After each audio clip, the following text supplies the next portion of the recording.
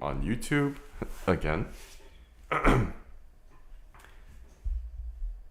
think no matter how many times I press this go live button, it's still supremely awkward each and every time. But here I am. We're back again, day 4 of learning to sew. I think to recap what happened last time, get this out of the way. I somehow did like a makeshift project, and it wasn't anything fancy, and it was actually kind of simple. It was just making a bandana, and I think just making a simple bandana, I still kind of learned a lot. And I think the most important thing was that I need to learn how to hem the edge. So I think today I'm going to try to practice hemming the edge and making the stitch as straight as possible. And I think those are something that I have to kind of continue trying to improve. And I thought I'd just do it tonight. The perfect night to keep practicing. And hopefully we can make some better bandanas, because I really liked the one that I made last time, but it was a little bit too short. The square was, I think it was like 16 inches, but I think apparently the bandanas have to be around 22 inches on the square to make a one that fits on your head. So we won't worry about that for tonight, but we will practice making hems. And in terms of hems, I did practice one, right? So to kind of give you a idea on what I'm talking about, let me see. Did I get this nice and set up? I changed my setup too, so bear with me. I'm trying to improve my setup as I go along the way. But here you can see this one is something that I did off stream, and it looks so much cleaner than the one I originally did. But it just kind of takes a long time to do this, actually, to make a hem like this. And I think I want to practice doing it more today, actually. And you see on the back side, on the wrong side, you can see the two fabric colors that I used. But on the right edge, on the right side, you see it's a nice clean, just a single color. And I really like how even this came out, and also just how thin this hem edge is. I bought a new ruler. Here we go, so you can measure stuff out. I think we could go right here. So if you see, this is about 1/8 of an inch thick, this hem edge. So I'm really happy about this. And I would ideally want to make this thinner, but I think that's just like kind of, it's gonna take some time to get that good, but we'll practice with some squares today. I guess to start, we could go over to our cutting table. So I made a cutting table. Let me see, what's the thing? Okay, I think it might be this one. All right, this is my first time kind of checking out this or using this setup.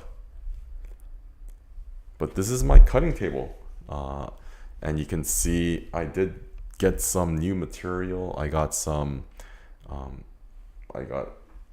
this tape measure. I got this marking pen, and I also got this ruler, which I'm pretty happy about. It looks pretty dope. And this is just all scrap fabric. So I guess to start today, we'll actually start here. Hold on. I'm gonna leave the microphone a little bit off, so the sound's gonna be a little bit. Actually, maybe I could go here. I don't know. This is my first time doing this. I also need to get a microphone stand. That's something like on my to-do list. But here, I'm gonna cut this piece of fabric into squares, like small squares, and we're going to just practice rolling up the hem because it's gonna be just raw edges, and we'll be just hemming up the edges as much as possible, and we'll practice that today. And then once we do that, we'll start like practicing like straight lines. We'll start practicing straight lines, and I want to revisit that that bandana that I did, because I want to make it so much more cleaner. I feel like I can make it much more cleaner, especially like looking at this edge that I did here, this hem that I did here, and just looking at the quality difference. It looks so nice. So I'm actually really excited to kind of get this started. So yeah, let me start by cutting some stuff, and hang on. I won't really be able to speak right now. I mean, I will, but it's gonna sound really echoey. So this is what I want to practice today. Just getting edges like this. But let's cut up some fabric here so that we can practice on these ones. So I already cut this fabric, but let me measure let's see how many we could get from this. This is 1 inch, so this is 11.5 inches. Let's just call it let's see, 9. So I'm gonna make 3-inch. I'm gonna make 3-inch portions. Actually, let me adjust the camera a little bit. Hang on. So this is my first time with the setup. Okay. So hopefully this is kind of my test stream. So I'm gonna make 3-inch like whatever strips, and we're gonna first hem up the edges, and then we're gonna sew them all together, I think. So let's start here.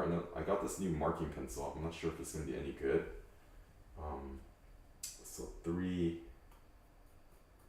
Dude, you can't even see anything. Wait. You can't even see. Can you? I think, this is for maybe dark fabric, water soluble marking pencil. I can't see anything from that, which is kind of unfortunate. Does it show up on this dark side? Let's see. It kind of shows up on this side.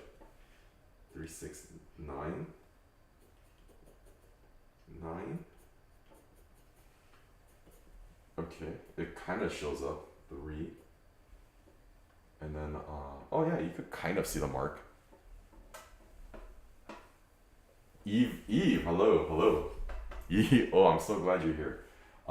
So this is my little cutting table setup that I set.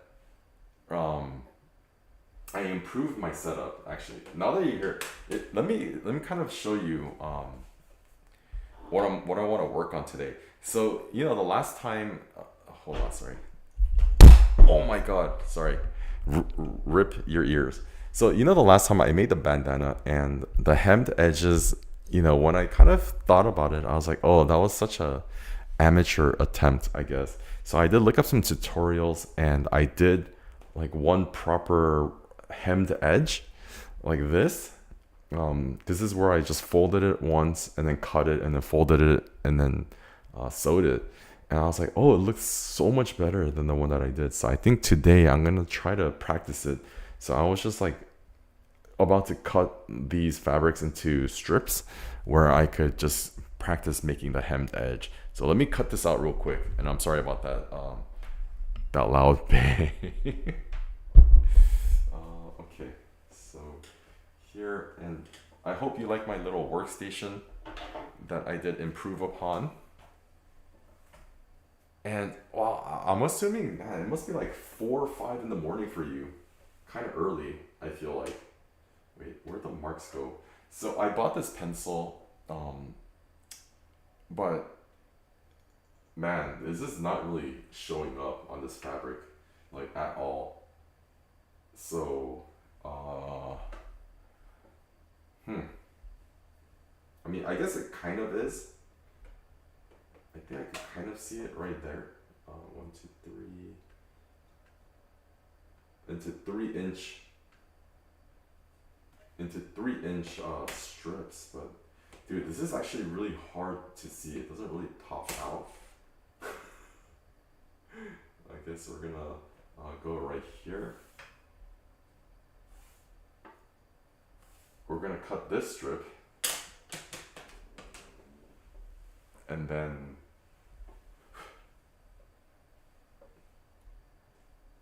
like I think the mark is right there. I can't believe it's already day 4 of sewing, and I still have so much more that I want to do and learn.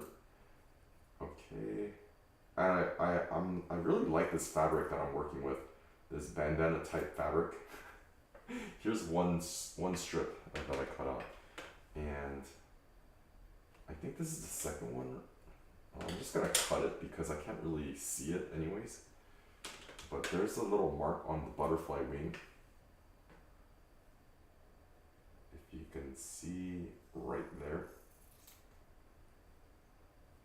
And I'm actually kind of excited how this is gonna turn out, because I feel like it's gonna look like some handkerchief squares, but I'm going to practice my straight lines because I feel like learning how to do straight sews is so incredibly important. That's like the fundamentals of sewing, perhaps. So here's my second strip. And I just realized, jealous of the table, it's 5. Dude, this table is so small. It's just this is a workbench. If you look below, it's a workbench. And I just put this black plexiglass tabletop over it. It's just something oh my god, I thought I shocked myself. It's just something that I had, and it's just, kind of something to work with until I can improve, and then get, more upgrades as this goes along. So here's my 3-inch strips. I think I need a better pencil though. This one, I couldn't see anything off this. I tried, I couldn't see it. So yeah, GG's on that. Okay, I didn't realize that only having 3 strips. Okay, actually, let me just cut this edge off too, because I want to practice on this, and it's all frayed over here. But I really like that bandana that I made the other day, but I wish I learned how to hem before attempting it, because I think it would have been so much more, I think the result could have turned out so much more prettier, I think. But I guess that's what the first attempts are kind of about. Well, other than that, I hope you've had a fantastic day, Eve. Thank you for always supporting. And yeah, now we're back. Okay, and I did. Oh my god, sorry. Rest in peace, your years. I'm sorry. Okay, I did improve my setup. So let me kind of show you. I know that this look right here, I think before, I used kind of like a old 2000s, mid 2000s handy cam. And so pancakes today. Okay, thank you, pancakes. Delicious. Dude, I always love the pancakes with the chocolate chips inside. But this is the camera that was the close-up camera right here, but I switched it. This is now going to be like this camera for like the general overall shape, and then now my close-up camera. I had another camera with like a lens that goes even closer, and now I switched that up, and now that is going to be this one. So I hope you can see the quality difference in these camera setups.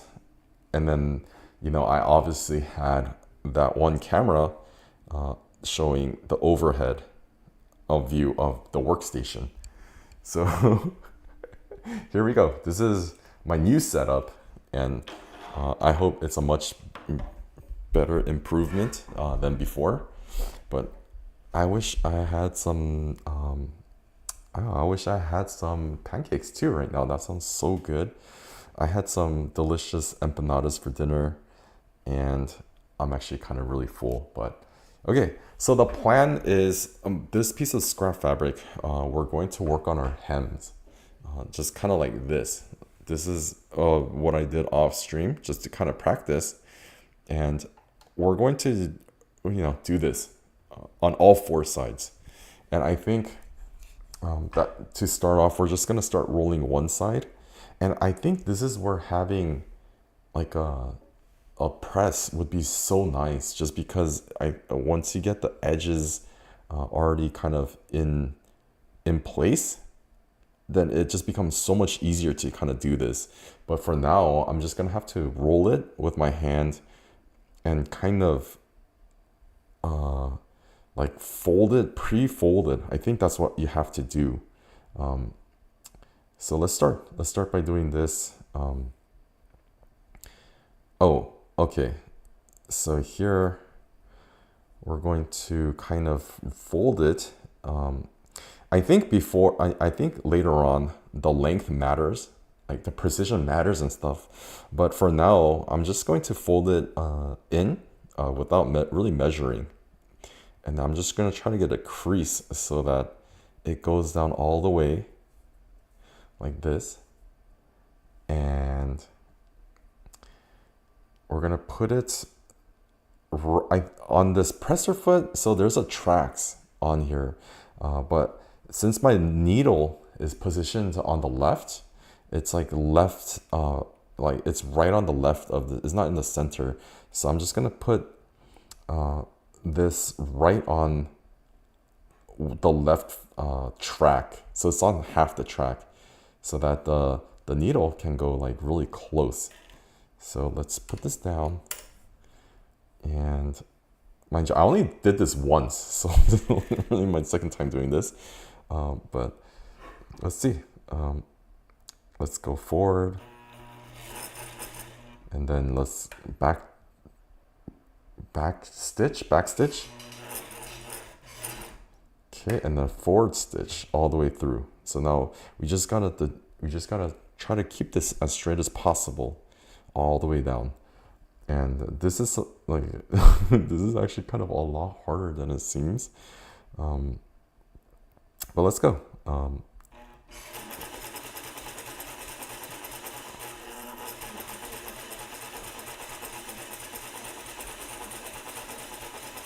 It feels like sometimes it gets so wobbly.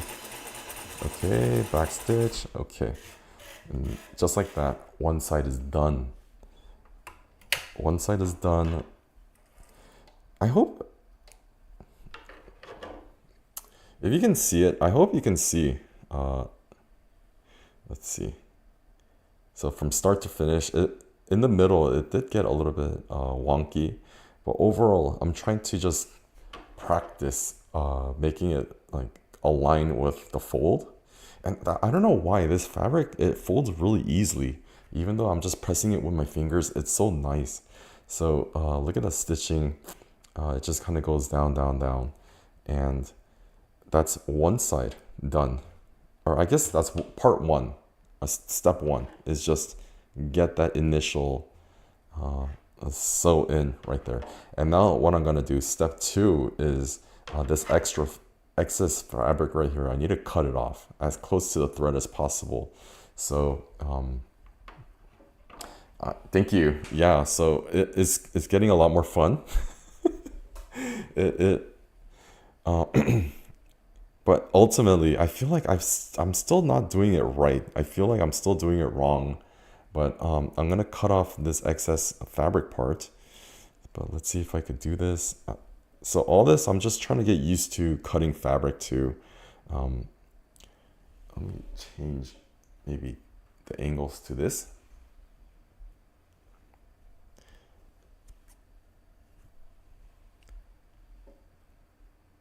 I think just the more you do it, the better you'll get at it. I guess with anything in life.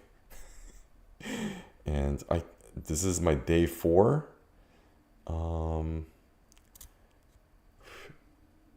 Cutting fabric ASMR perhaps.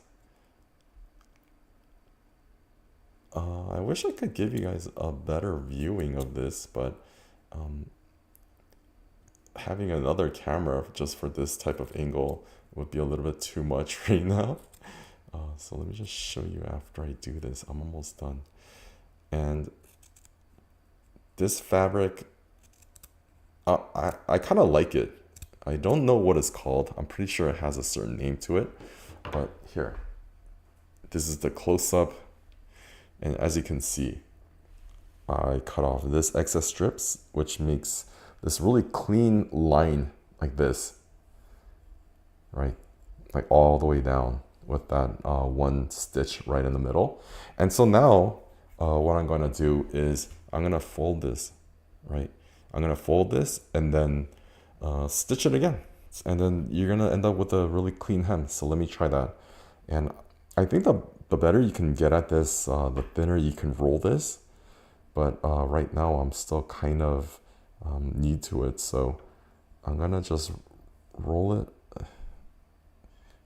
And I think I guess for the stuff that I want to buy, I think a microphone stand needs to be very urgent.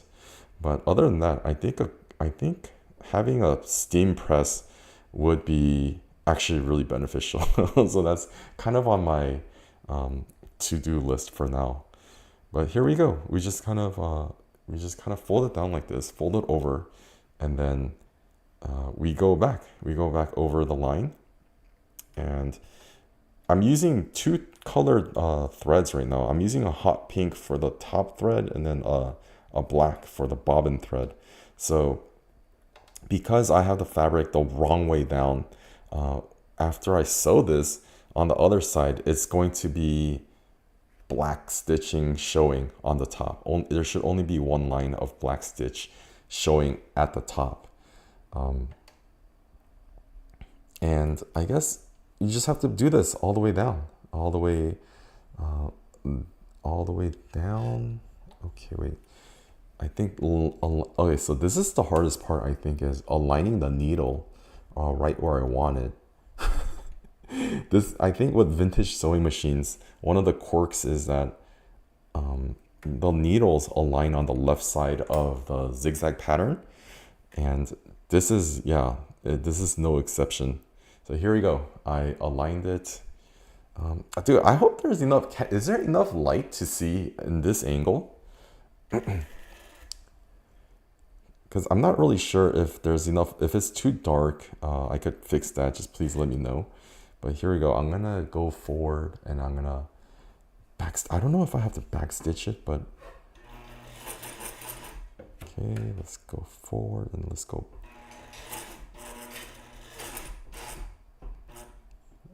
this, and then now we just have to go all the way down. We just have to go all the way down as straight as possible. So let's do that. And this is always a scary part. Okay.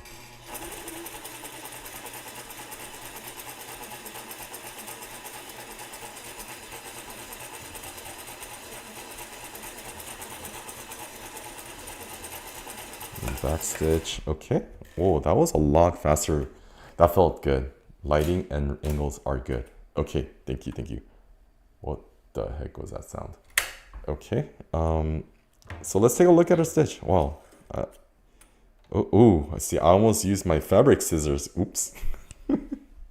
Okay. I don't know if that makes such a big deal, a big difference, using fabric scissors versus like the thread scissors when you're cutting threads. But this is what I did. I mean, I guess you don't really have to do it perpendicular or parallel to each other like this, but I'm just trying to practice trying to make this as straight as possible, if that makes sense. So yeah, I just put it on one side like this. It's black and pink. And if you look at the other side, like I said, only the black stitch will be showing like this. So this is one way of hemming. Dude, Eve, I don't know. I was like watching a lot of like YouTube shorts and stuff about like sewing and stuff.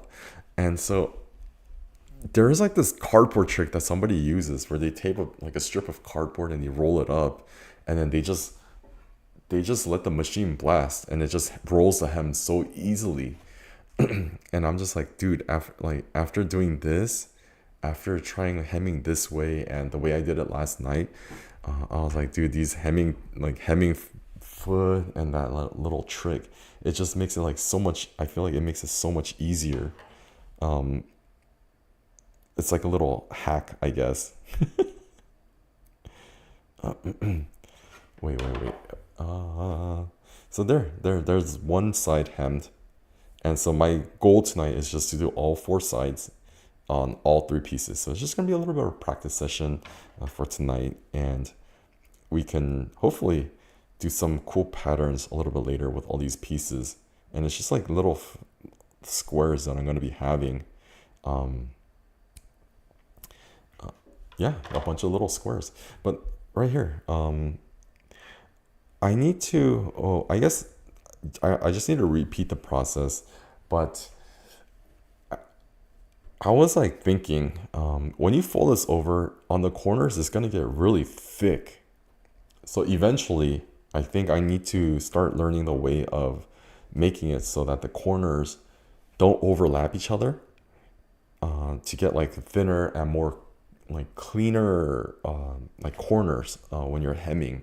Because watch, I'll do it right now, and you'll be able to see. Just it becomes, I think, right now it's 1, 2, 3 layers thick, and then if I roll it up more, then it's gonna be what, like 6, 7, 8 layers thick. I don't know. Let's try.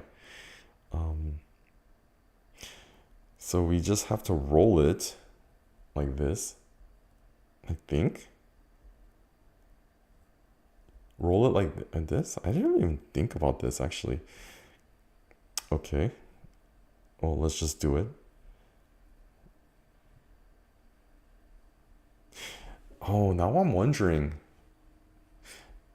Because when we rolled it the first time, we cut off the excess fabric, but the hem is already here on this corner. This is a hemmed corner. So if I roll it and I stitch it all the way down, oh, I can still cut this off. Okay, let's try that. We're gonna roll this right here. Let's kind of try to. Oh, then do I need to backstitch this? Because if it's gonna get cut off anyways. Huh.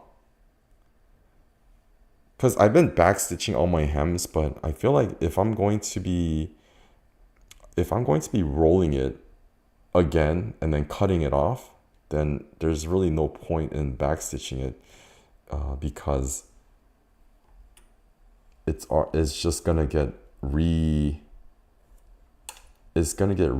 on anyways. Okay, so here, I got it down. So this is like a really thick layer of fabric. Oh, that's really thick. I'm surprised it actually went in. So let's go in right now. Okay, and then go back. I just think I could go one more time. I'm not really good at that precision step, so I'm gonna use, okay, and then we just go forward, all the way down. Forward. Nice and straight. Oh, I messed up. Oh, I messed up. Dude, it went all crooked at the end. Oh,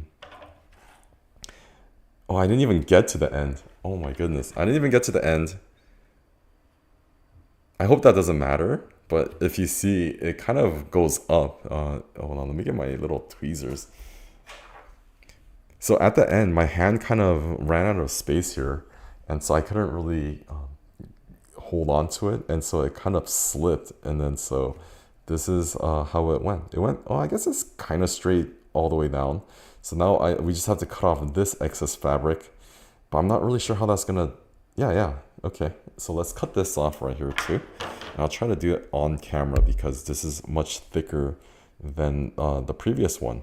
But I'm not sure if you're gonna be able to see it with the camera.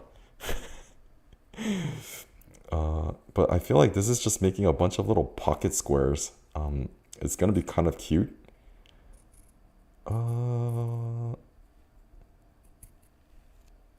And trying to angle this for the camera is making it incredibly difficult too. Oh, this is a really thick piece at the end. Okay, so we did get that. Thank you, Eve. Yeah, I'm just trying to talk through it and see like what I'm missing or what it can improve. But I mean, I've been watching so many tutorials though online about this, so it's just like kind of having an idea of what I'm doing is helping, but you know, always theory versus practice. But wow, this corner is huge. This corner is actually really thick. I could already tell. If I fold it over again, it's gonna give me problems. And I think that's why there's tricks to make it like that triangle shape. So it like, instead of folding it over on itself, you kind of make a little triangle fold. So it looks much cleaner, but for today, we're just gonna try this. We're just gonna work on the hemming technique because it is actually really thick. And I guess that is a problem. Like right now, I'm wondering, is the needle even going to pierce that? Actually, is the needle even able to pierce that many layers of this cotton fabric? I don't know. But this thing is actually really cute though. This whatever I'm making, even though it's like a test scrap thing, it's still kind of adorable looking. And it's a shame that I'm going to have to use it as a practice scrap a little bit later for what I'm planning on doing with this. Okay, so dude, even getting this under the foot is actually kind of challenging. Let me see, because my hand, I think I'm just gonna go right in the center. Oh, it's so thick. Oh, it's so thick. Okay, will this needle pierce this? I'm not sure. Will this needle pierce this layer of fabric? Let's find out. Dude, it just went in like butter. Wow, okay, I'm actually really surprised. I thought it was gonna struggle, but it just kind of went in there like nothing. So I'm gonna go forward. I'm gonna back tack this or back stitch it, because that's what I'm trying to build up my habits, good habits. Uh-oh, wait, where did the, uh-oh, shoot. Speaking of good habits and bad habits, I didn't hold that needle end, or not the needle end, the thread, and then it kind of got eaten. I know you're supposed to hold these tail ends together, but I don't know why I forgot. I usually do it. I hope that doesn't mess this up. I don't know if it will. Dude, will it? I feel like it might. Hang on, I'm trying to pull the thread out because... Okay, I think I fished it out. I'm not sure.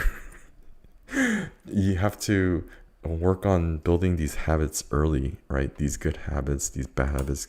Okay, but it is kind of annoying because I think part of the issue that I'm facing is like when I go and I back tack, I like to hold the fabric while I'm back tacking, but then I can't really do that while this hand is holding the tail end of it. So okay, let's go a little bit forward. Okay, and then okay, it didn't cause any problems. Okay, oh my gosh, that is so crooked. And then just go all the way down, and it's going to be the black thread on the other side. So this one isn't going to be as pretty as the other one, I can already tell.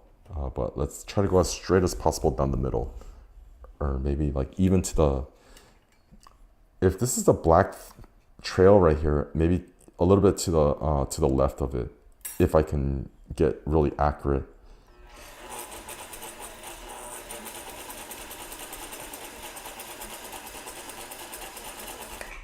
Yeah, like that.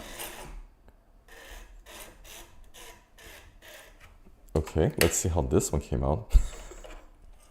Okay, the first one came out so much better, but I mean, I guess I'm not complaining. Yeah, okay, I can already see an issue with this one.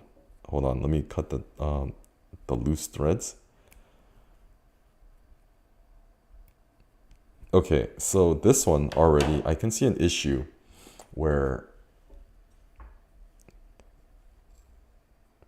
I think where I started the needle, it was more towards the center. But I think when you're hemming stuff, to keep it from like fraying like this, you need to get like the edge. You need to be very close to the edge when you close it, because if you look here, there's a lot of lift on this side. So I think hemming wise, it looks okay, right? Kind of. Oh, that looks ugly on this side. but still, okay, right there. But that is so thick. All the corners are going to be extremely thick, and I think that's something that I'm going to be needing to work on. But I don't know. I feel like, is hemming a big part of sewing? Because I was when I was like looking at all these things, I think it's so easy to like when I think especially when you're starting out something new, it's really easy to just like kind of overbuy stuff, because there's just everything's new and you just want to buy everything, and everything seems so useful, right? And then I think one thing, especially like on the topic, because I'm doing like hemming and stuff right now, on the topic of hemming, is there's like a hemming foot, right? And obviously my sewing machine didn't come with anything, because I bought this, or I mean, I didn't buy it, but I traded it off of Craigslist. And this is a really vintage Brother sewing machine. And it didn't really come with any of the accessories or anything. I'm pretty sure the newer sewing machines, they all have the accessories and all that stuff, but this one didn't. So I'm wondering if this is something that I'm going to be doing a lot of. Like, is hemming something that you do a lot of? Like, is it a common thing just like sewing? And I feel like if it is, then it might be worth investing into like a hemming foot or something that makes it easier to do this, because this is kind of a pain. Wait, so where am I supposed to do this? In the middle? Or on the side? Should I do it on the side? No, I should do it on the... I should do this on the outermost side, because if I do this in the middle, then I need to cut away this fabric anyways. But if I do it on the rightmost side that I can, then I'll have the most fabric I can work with, and and it'll be the thinnest, a thinner hem. So this first pass should be hugging the right side as much as possible. Okay, and then that will lead for a really tighter hem. So this one, okay, I didn't really give that a thought on the previous ones, but this one, it should be really thinner than the rest, I think. So here we go. Like, oh, I need to hold the tails and then reverse. Let's reverse one more time. And I do like single things for ultimate accuracy. Okay, this is like right on the edge too. Oh, I hope it's coming out. Okay, now we just gotta go straight down all the way. So let's go. Uh-oh. Wait, why did it get all scrunched up? Okay.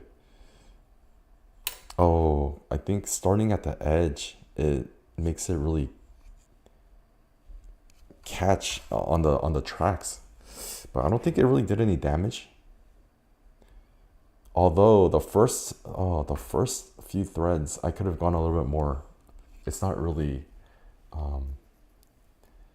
This feeling you are having right now made me buy a 32-piece footer set 4 years ago, so now I know how to use them. And it's just better to know the basics first, because then it really depend on it. Okay.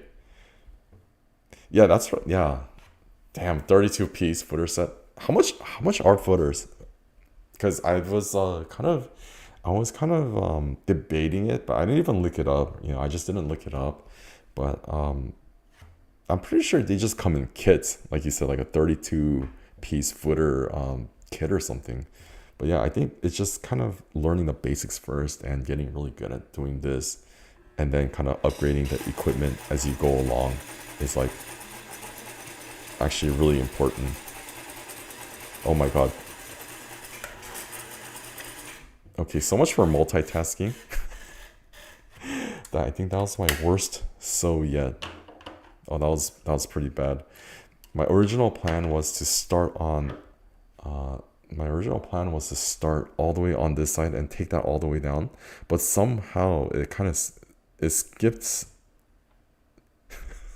it skipped tracks, and it just went all the way down the middle, and then it somehow ended up on the far left, so that's pretty bad. So I think this is where like having a seam ripper would actually be kind of beneficial, so you could just take all this out and try again. But I don't have a seam ripper, and on the spirit of no retries and just do it like last time, I'm just gonna keep doing it. You won't be able to improvise. Okay. I mean, dude, but this hemming process kind of seems like it takes forever to do it kind of properly. So I'm not really sure if stuff like that is worth it, because I feel like you have to hem every fabric, don't you? Or is that where like the overlock stuff comes into play? I think the different type of machines and the stitches where you just overlock everything into place. And I feel like I need to get better at cutting fabric, like faster. Let's see. 32-piece set is that's kind of overwhelming. I feel like having that many options of especially it's just a presser foot too. This fabric shears is actually kind of doing something, I think.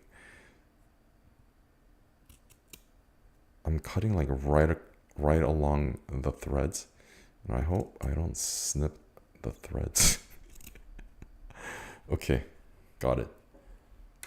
A curved edge is harder than a straight edge. You see, Eve, I didn't even consider that until you told me right now. Yeah. Dude, I didn't even consider that there's curves that I'm gonna have to deal with in the future. So yeah, let's just take it one step at a time.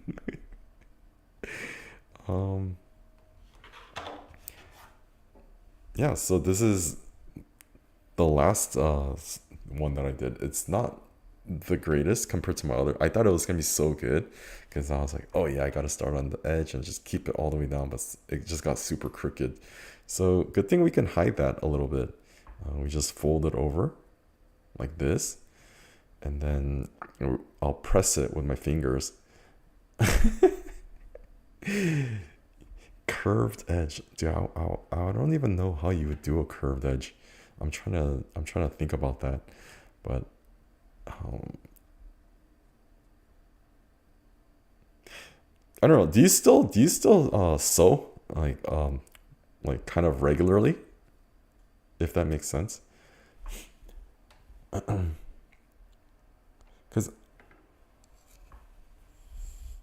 I don't, like most people, I don't know how they get into sewing. If it's they just want to make cool stuff, or yeah, I guess there's all different types of reasons for starting to sew. You could make like really cute stuff. You could fix stuff. Okay, wait. This has to go on the left side. I think that was what I said last time. But hang on, let me try to get this down. But wow, it's actually really kind of hard to get this. Okay, I got that. Okay, hold, oops, let's get that out of there. Hold the pigtails. And I feel like because the very tip is kind of in the tracks, this is gonna get messed up a little bit again. But let's see. Yeah, see, it's scrunching up right here because the tracks. Oh, it's going all sideways. Hold on. So I gotta straighten it out.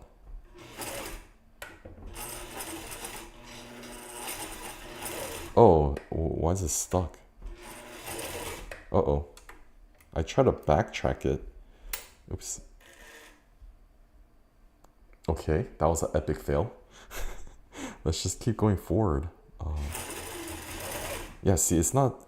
So the problem is right here. I'm starting on the corner, right? So if you look, I'm starting on the corner of this thing, but the needle's right here, and because the fabric is like there's so much fabric not on this, it's not getting pushed through. And I think there's a trick here that I'm supposed to bunch up a fabric in the back because the presser foot's like uneven. Like pretty much almost 1/3 of the presser foot is not being used. So this can't really grip it. So let me try doing that right now actually. But I feel like I just punctured the pressure foot a lot. And hopefully that's not gonna really mess things up. It just like, it just pressed the same spot maybe like 20 times right now. We'll use this little practice track that I was using. Oh, but it might be a little bit too thick. Nah, that's fine. Okay, so I think the trick was because the presser feed is uneven right now. Actually, let me start over. Let me start this over because I think it got really jacked up. But we'll start it with that other piece of scrap fabric in the back to even it out. Even though it punctured it like 20 times, it doesn't really seem like it got damaged too hard. So this piece of scrap fabric needs to go in the back so that the foot has an even amount of space to work. I think that's what's causing this issue where it's not pushing it along. Unless it's too thick, but I don't think that's the case. And this is something that I think I don't know if it's right. I don't know if I'm right, but it's just it feels that way. Okay, so I have this thick elephant fabric in the back. So let's go forward and then reverse. Oh, there we go. Okay, nice. Wow, those YouTube, I feel like the sewing YouTube shorts are extremely helpful, I think, in terms of all their tips that they have, their tips and tricks. So so this time I need to get the needle right onto the left edge, like on this side right here. I need to get it as close to the left edge as possible. So let's go. It's kind of in the middle right now. Let me see, how am I gonna move this to that side? Okay, let's just go.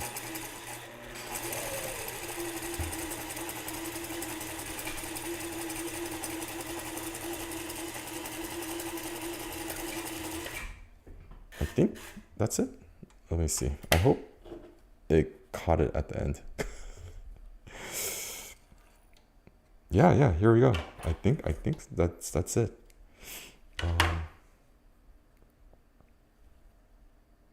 Wow, the front looks so bad.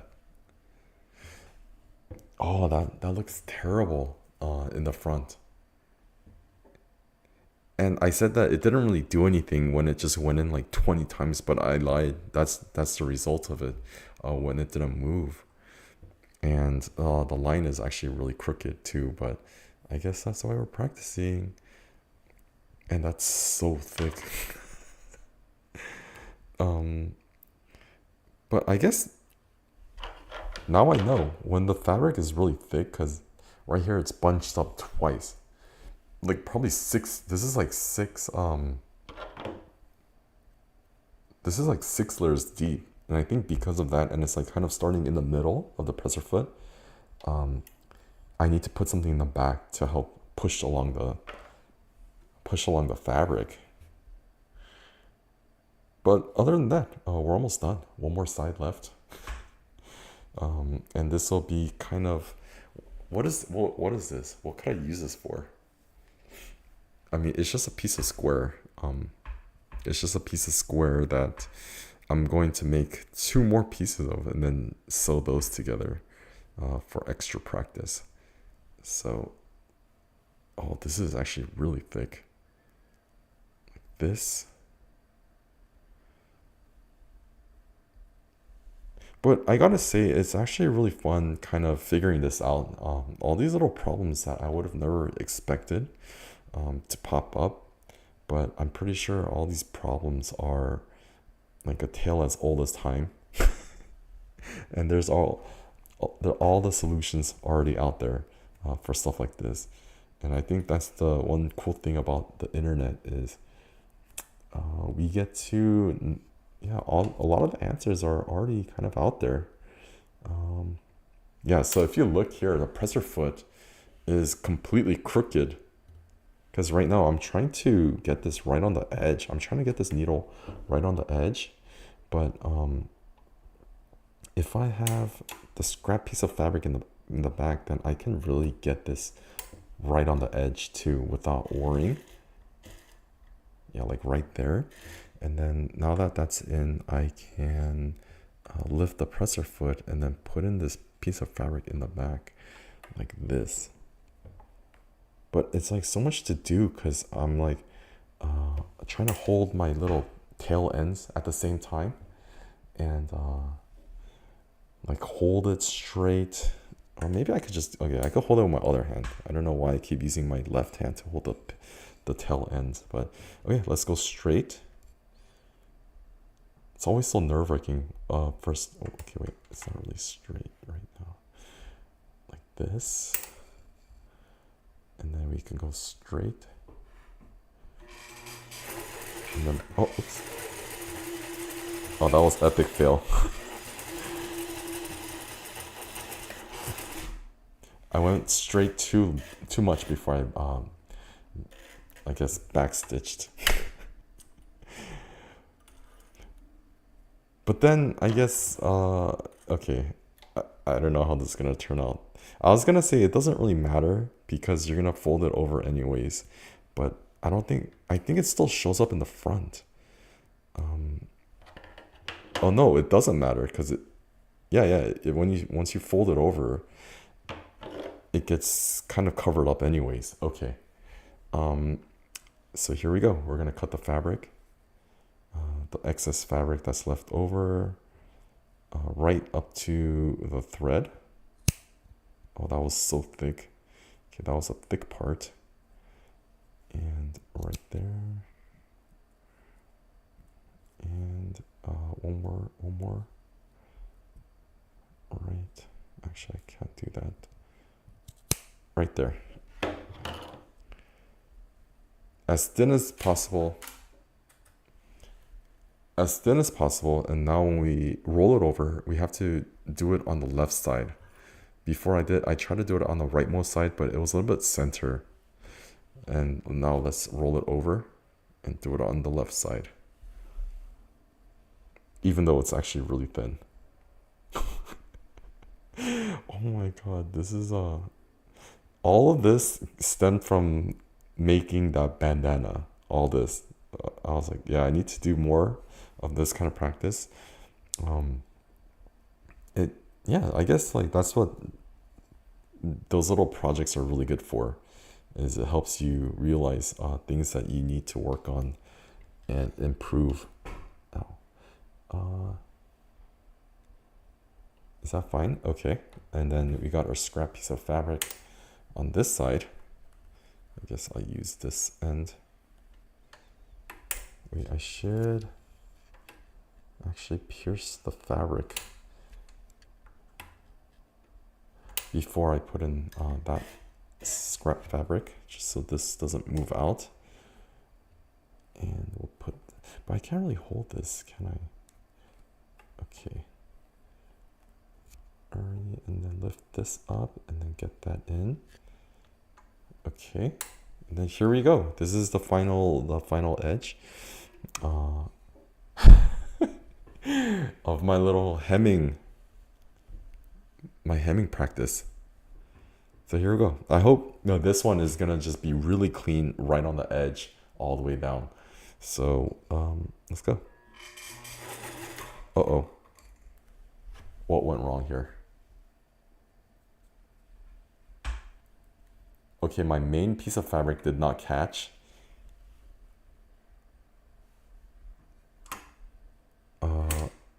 Why didn't it catch?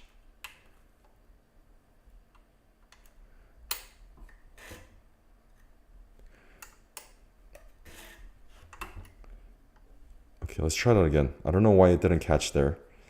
It was supposed to catch and go forward. But, okay. Oh, what is going on? Come on. Did I go too far or too fast?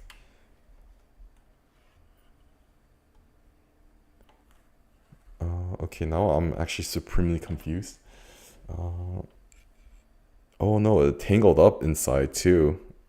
That's not good.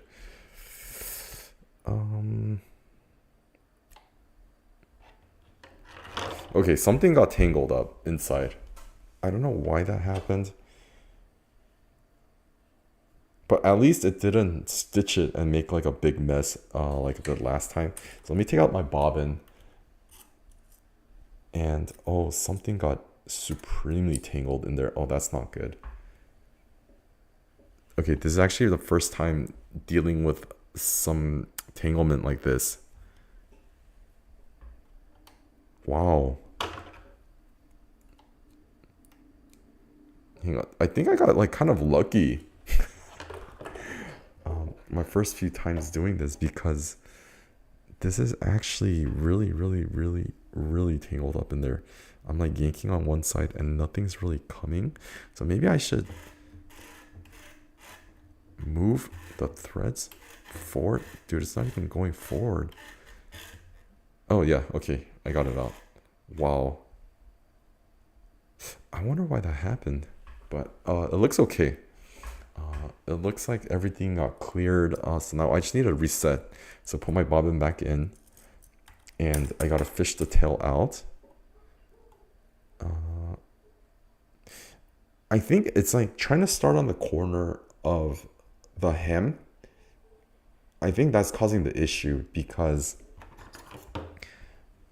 it's like barely half of the, the presser feet track has contact with the fabric, so it's not really pushing it forward.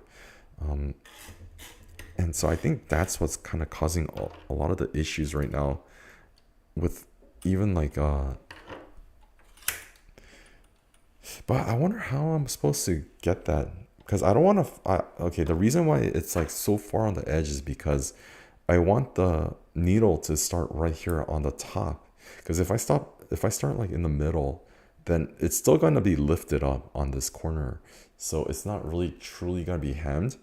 But if I start like all the way on the edge, then that means that like half this track doesn't have traction, and that's the issue that I'm kind of facing right now. But I think unfortunately I won't be able to start like that far up, just because it's not really working. Okay, so let's start here then, like, and then maybe I could backtrack it, backtack it, maybe. Okay, let's try this again. I'll put this up. Press your feet up. The needle's already in. Press your feet up. And I think that's where the term of the sacrificial cloth comes in. Let me see. I hope this works, because that was kind of bad last time. Okay. Like this. Okay. Nope. See, it's not working again. Oops. It's just not pushing it. It's not pushing the fabric forward. I think it's just too thick. I think it's too thick. maybe the back part isn't thick enough. Oh, hang on. I think that might be the issue then. If the sacrificial piece of fabric is not thick enough, because this part that I'm trying to sew is just so thick. Now I'm beginning to wonder, I just sewed the same spot like maybe 20, 30 times. Will this piece of fabric get ruined? I hope not. Because I'm just trying to think, like, if I'm doing this in the middle of a project, maybe I could start more, maybe I could start like higher up and then just back sew it, I guess. I don't know. Let's try. Oops. Oh no. Oh my god. Wait, is it going up? Nope. Oh, I messed it up. Fuck. I can already tell I messed it up so bad. But I think I can just continue on. I'm just gonna channel Eve's mantra of no fixing. Dude, oh my god, this got toasted so bad.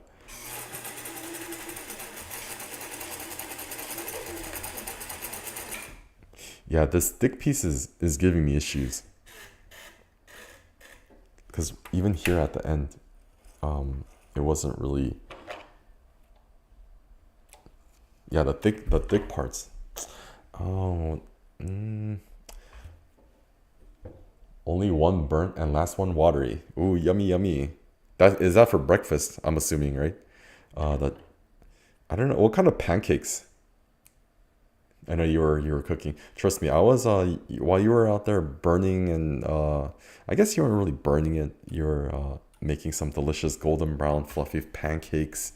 I was here kind of struggling on these corners.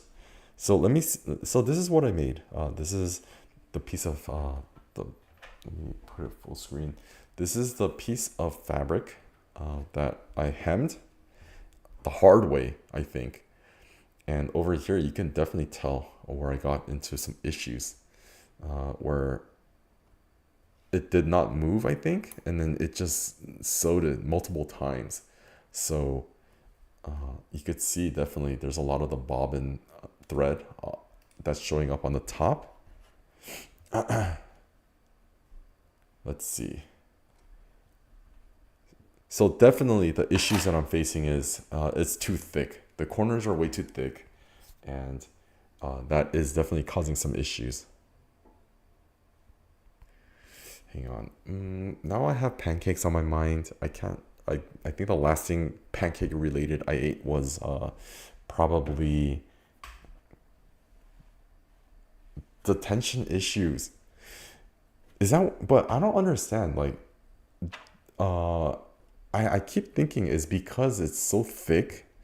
Because the fabric is folded up multiple times. I think that's what's causing the issues on this end, especially on every corner. And this doesn't feel good because it's like it's one thickness here and you get to the end and it gets caught like this. So it's really unsightly. So I think I'm gonna need to improve this.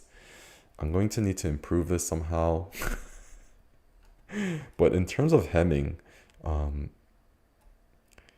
I think the first one that I did was the best one. Because if you look, the tracks are pretty even. You could see the spacing is quite even. And man, this is really interesting. Something as basic as hemming is actually kind of has problems of its own. These corners are kind of a problem. And so now I'm thinking I need to do a little bit more research on how to do. From what I saw, I really like these hems where, this is just a square, but there's a hem technique where it makes like a triangle, like an edge. Each one gets to an edge so that it doesn't really have this issue. And I think that's where that technique came into play because there's like really issues like this that's getting caused where it's just the fabric becomes probably exponentially thicker and it's not really working out. Interesting. Hang on, let me shoot off a text real quick. Take a swig of my coffee.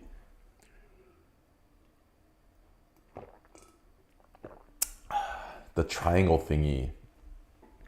Cut a bit of the edge off before folding.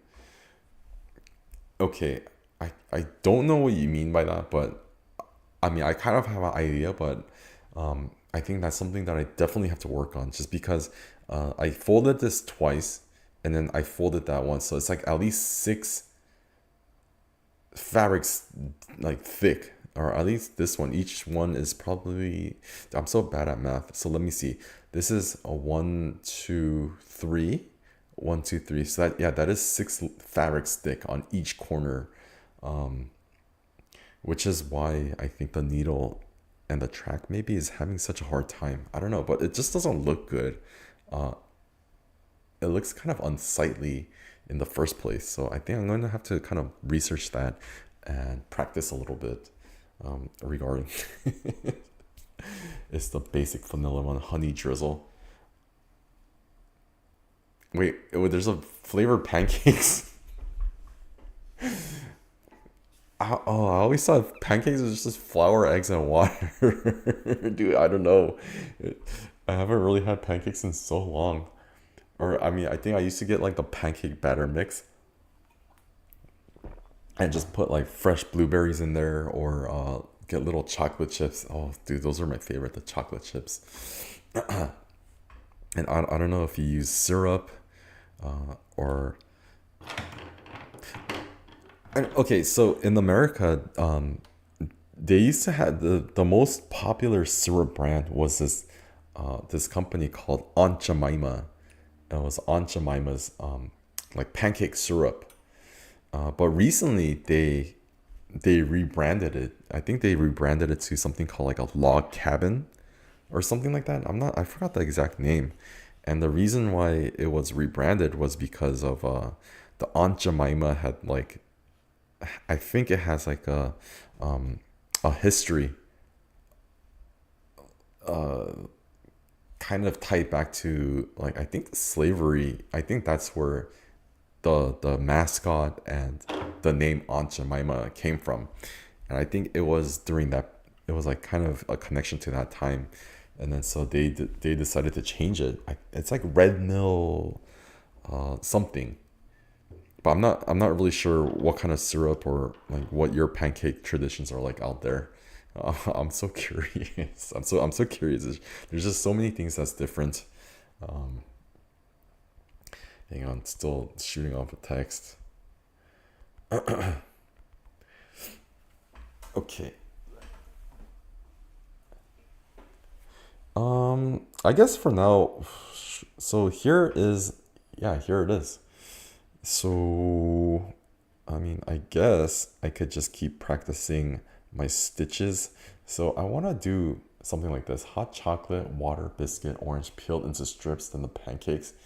Ooh, orange peeled into strips, hot chocolate, biscuit. Then is that the breakfast? Hot water, and that sounds so good. Dude, I'm not gonna lie. Right now it's 10:22, a little bit past dinner time, but my goodness, getting some hot chocolate for breakfast does sound quite tasty. Yummy, yummy. Okay, well, I'm just gonna kind of do little lines, I guess, where I can see how accurate I can become. Oops. That's what will be packed. Oh, water, biscuit. So I'm assuming when they go to school, right? Is it like an all day thing, or do they get off at what, like 3, or are they at that point where they get off at like? But if you're packing them lunches, that probably means they are getting off at 3, because I know some grades still kind of get off around 12. Man, hot chocolate. That sounds pretty good. And that's like so I thought you were gonna eat that at home or something. The pancakes was gonna be for breakfast time, but I'm assuming they're just gonna eat that at school as they go along. So right here I have it only on the half track. So I'm just gonna make a bunch of swirls and Let's see what kind of accuracy I can do.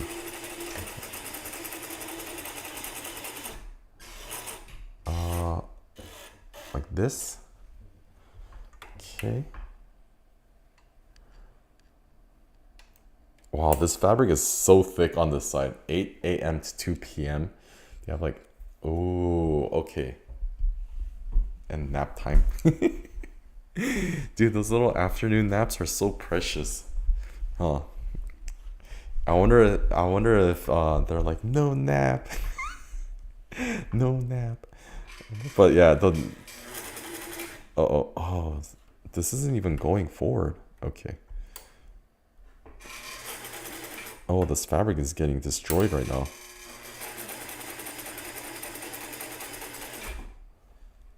No nap. Too early, I swear. Yeah, but still, like the fact that you're actually, I mean, I guess you don't have a choice, you know, when you have to wake up that early and then pack everything up.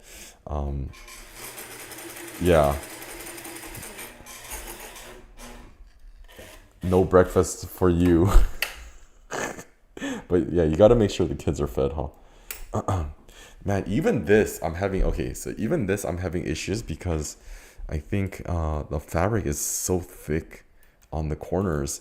The foot is not really it's really uneven, and it's kind of causing issues right now for this thing to like go forward. Okay. Yeah, it's just coffee. Coffee, coffee for me, please. Okay. Yeah, I mean, I think the lunches that that you pack your kids are actually kind of well rounded.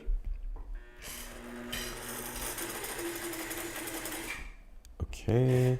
Right now, I'm just kind of making little spirals, I guess, just to kind of work on my straight skills. And yeah, just practice it on this piece of scrap fabric that I just made.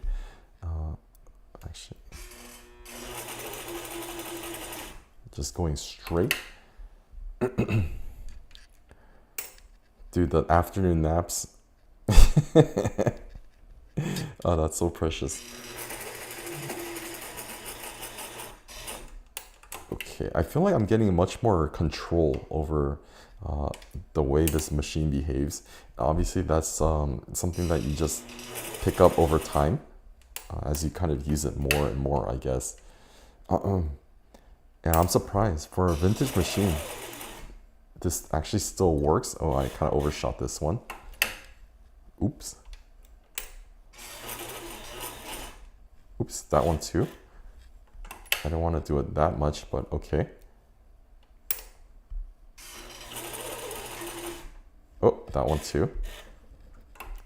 See, I don't know. I'm not really that good at where it will end to estimate where the final thread is, the final stitch is going to be.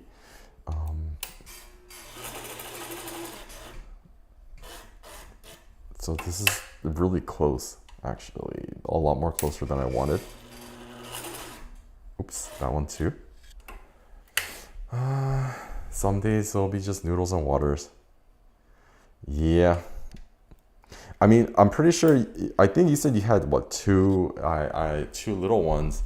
I'm not sure if they're like a lot, if their age gap is a lot different, but I was reading something funny where it's like with the first one, it's like only the best, only the organic, all the best stuff. But with the second one, it just ends up being just whatever, because you're already kind of used to it and over it. Okay.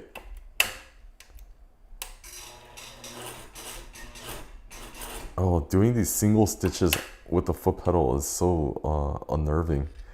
But let's see. Dude, noodles and water, they don't really need anything more. Maybe some fruits in there. I made scrunchy hair ribbons during the night. It was nice. So I think that's with the elastics, right? Using the elastics. So yeah, I think I'm actually running out of fabric. So I need to go back to the store to pick up some more, and I guess more supplies as well. Oh, I overshot this one. Oops. Um, I need to pick up some more supplies, and I'm surprised like how much fun I'm actually having with this. And I can't wait until like I start my actual projects, because I feel like I want to hurry up and make stuff.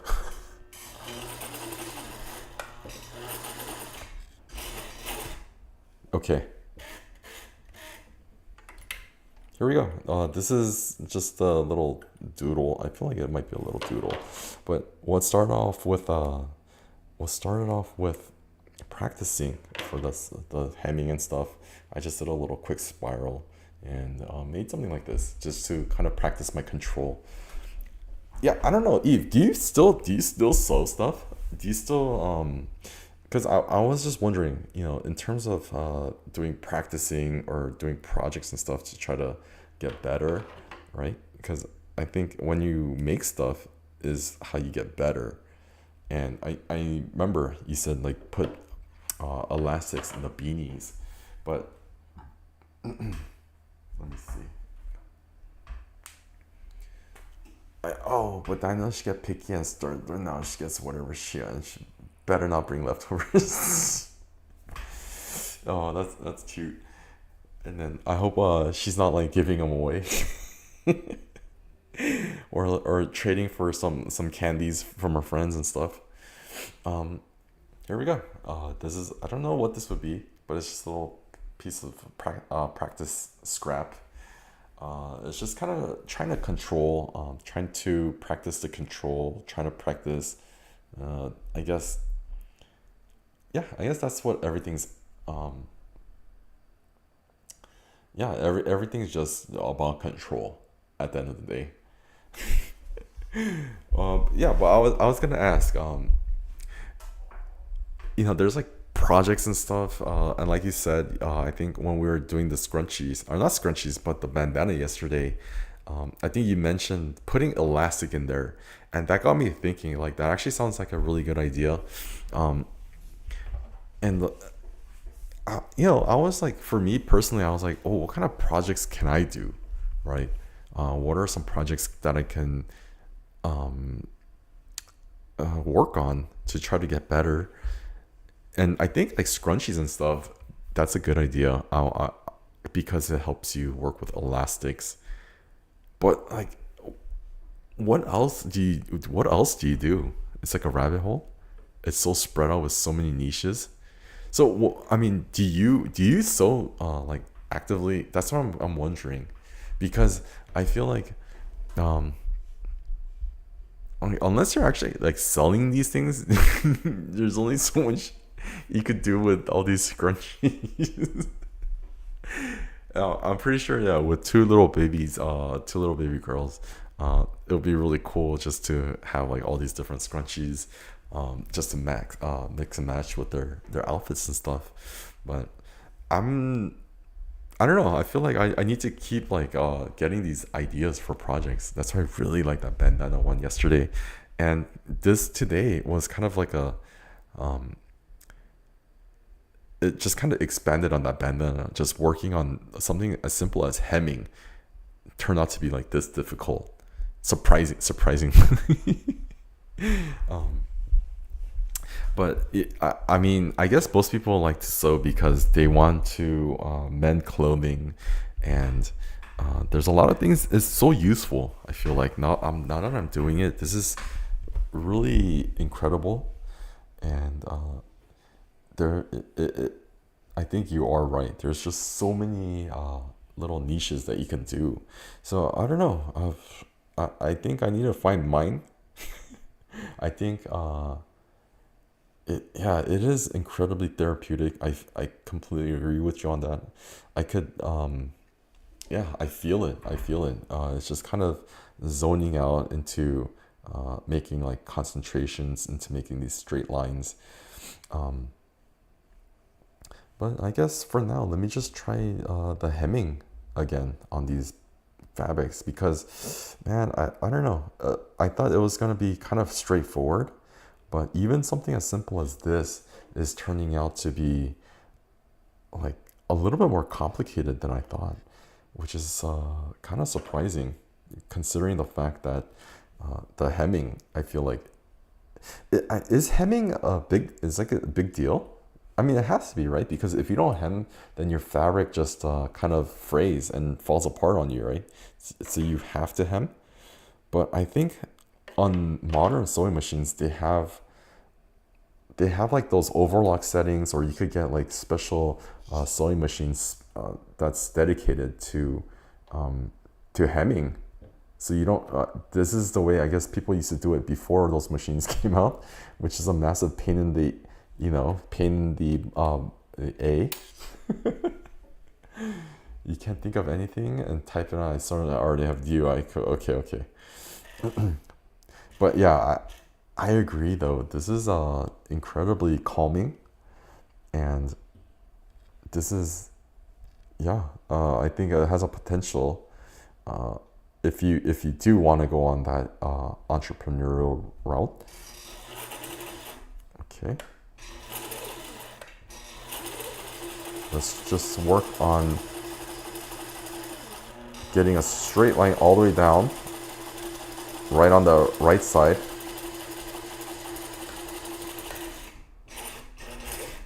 Okay. Yeah, I mean, that's how I'm treating it too. Kind of like a hobby as well. A cape napkin, a cape.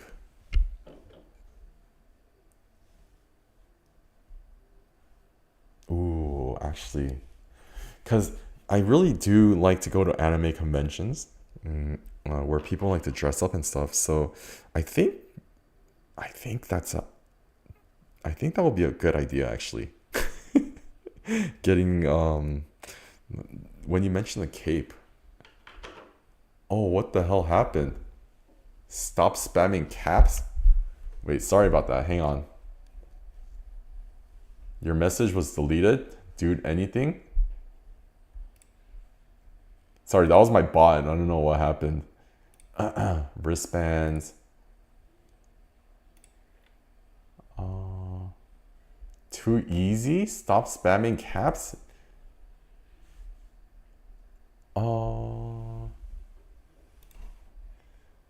Dude, that was the first. This is the first time that happened with this bot. Sorry. I don't know if you got timed out, but it just says it's a warning. Sorry, my robot is malfunctioning, I guess. Too easy. Stop spamming caps. But you didn't even spam caps though.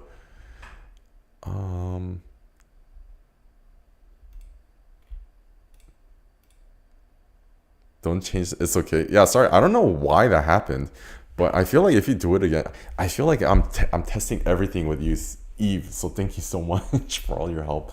I think all the video settings, the layout of this channel, and even the bot, this Nightbot. I don't really use it. I mean, I guess I haven't really been streaming much on YouTube, but I still want to stream more. So I'm just trying to get used to it, but it's unfortunate that all the messages got deleted. But yeah, don't worry, I see it. I see it. Okay, but I think I'm going to try with those elastics too next. And scrunchies are probably a really good way to start that. But I wonder if you could make, I still like the idea of making the bandana with the scrunchies. So I think I'm going to try that too. And like you said, I think the rabbit hole just goes too deep. And I think without like a clear direction, it's so easy to get like overwhelmed. I can already kind of see that with this. And I see. So this is the hem that I'm talking about right here. The ending, man, I'm still having trouble with my straight lines, but it is looking a lot better than before. Let me see. I don't know how did you end up getting interested in sewing? Was it like something that you always did, or is it just something that you came across,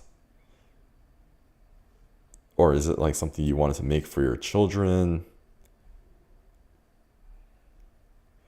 Because for me, the reason why I got interested in this is because I've been kind of active in the anime cosplay community, but more of like an observer. But I think after I started live streaming on Kick, I just kind of wanted to get more out there, a little bit more out of my comfort zone, if you know what I mean. So I feel like this would be like a really cool way to kind of like experience those things. Yeah, experience those things firsthand. And I think that's why I wanted to do this too. And it's like a really good, I think it's a really good networking kind of activity to be doing as well, surprisingly. Okay. Let's hem this one. I guess it's just gonna be a hem practice session tonight. Okay.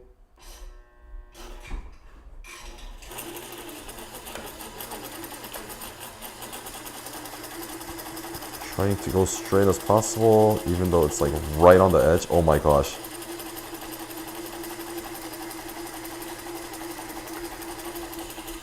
Wow. That was, okay, I'm kind of curious how this came out. Because that was like swerving left and right like crazy.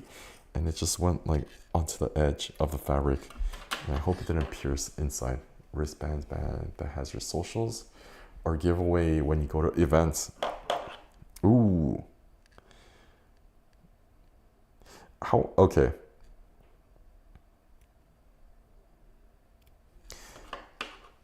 Wow, look at this. Can you see? So the pink one is the one I just did. The black one, the black thread was from the before, the first hem. And if you, I don't know, can you see the edge? When I folded it up, I didn't really have too much space.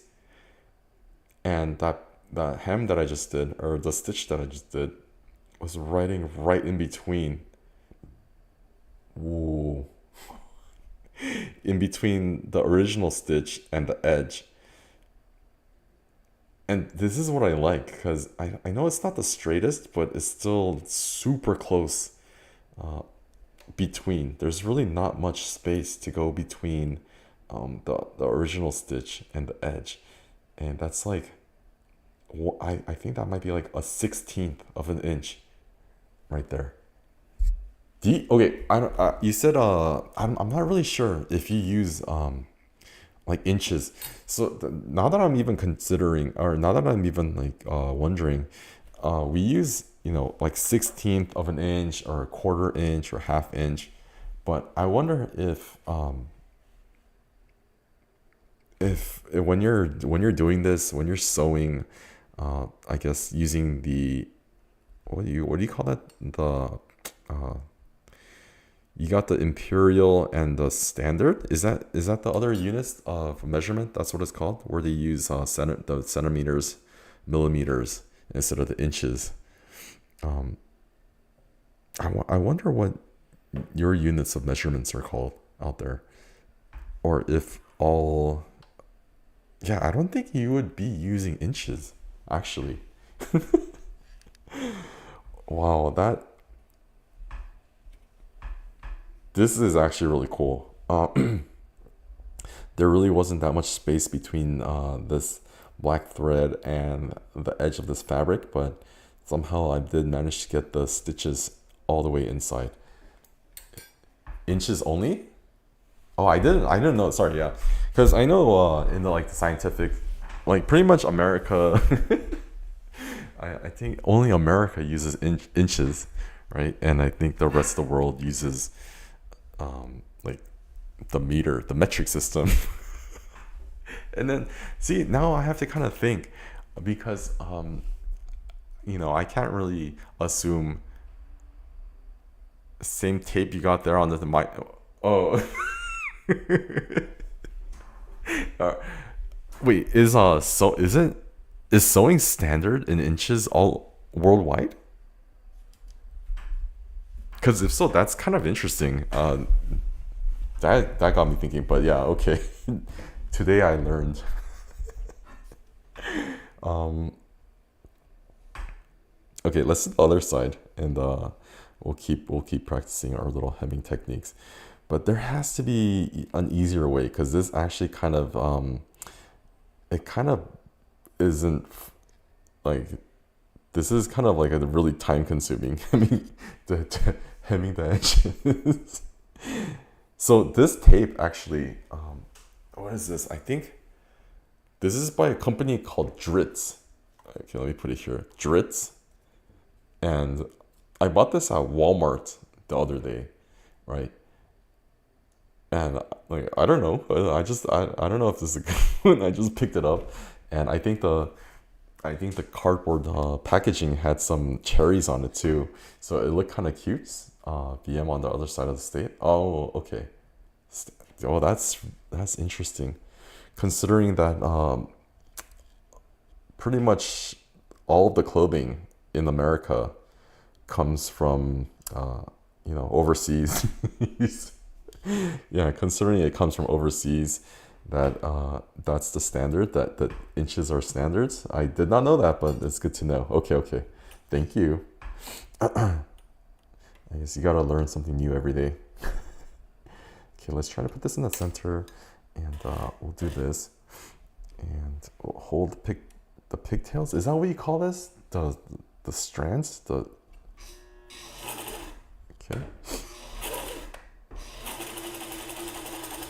Go straight. Straight is my goal right now.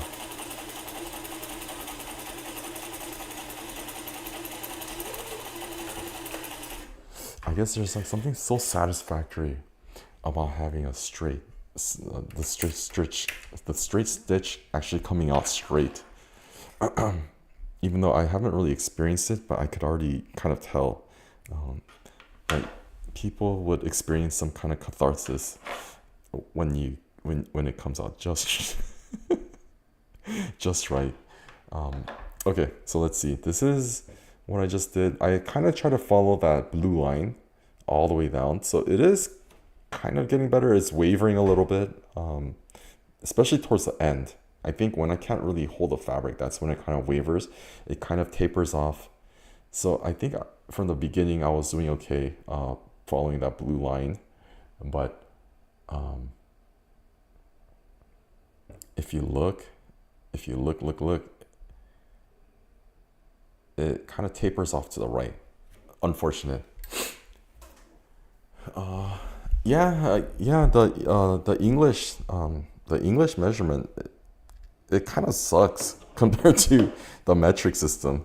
The metric is actually really well thought out, and I don't know how we ended up with all the inches and stuff. Okay, let me cut off the excess fabric. So I mean, I guess like how did you end up learning the English? How did you end up speaking so well with your typing? And I'm assuming you could speak because I feel like your grammar is really your grammar is correct, and it almost, I know you said, I think you mentioned where you were from,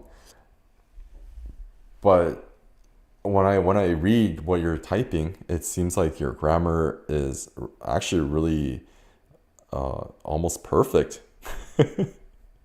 So I'm like, for me, I'm picturing, oh, maybe Eve either watched a lot of television shows or you probably, I'm assuming you watched a lot of TV, like what's that one show?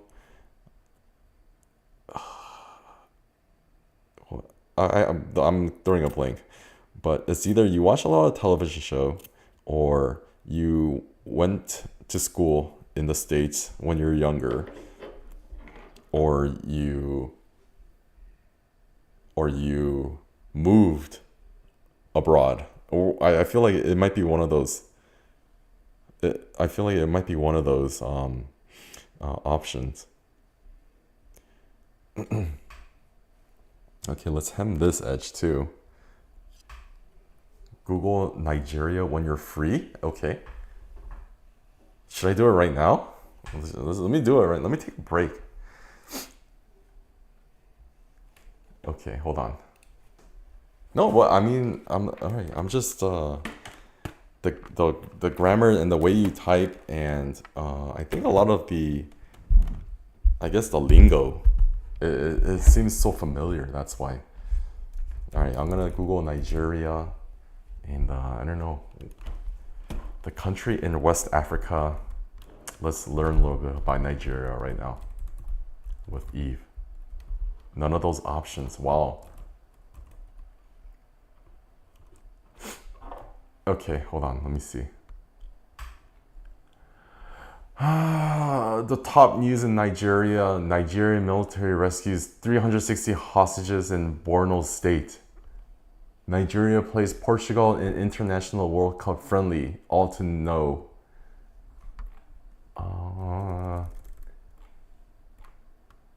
Culture. Let's look at the culture. Sorry, yeah, I'm not really familiar with a lot of the African states, African countries. So I guess this will be a good time to kind of learn a little bit too.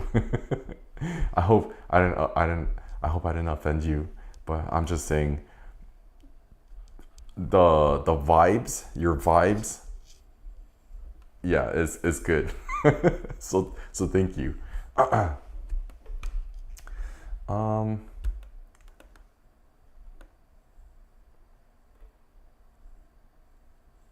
The Hausa Fulani are the largest group of the population, 29 to 35%, while Yoruba and Igbo cultures also exert immense cultural, political, and economic influence. Yeah, I'm not sorry. I'm not trying. I just that's the first thing that was on the news, on Nigeria news. But I guess if I want to look at maybe the Wikipedia, it's a multinational state inhabited by 250 ethnic groups speaking 500 distinct languages. The three largest ethnic groups are Hausa, I'm pretty sure I'm saying that so wrong, Yoruba, and Igbo, together constituting over 60% of the total population. The official language is English, chosen to facilitate linguistic unity at the national level. Okay. The official language is English and is home to some of the world's largest Muslim and Christian populations. Is roughly divided in half between Muslims and Christians. Muslims live in the north part of the country and Christians live mostly in the south. Okay.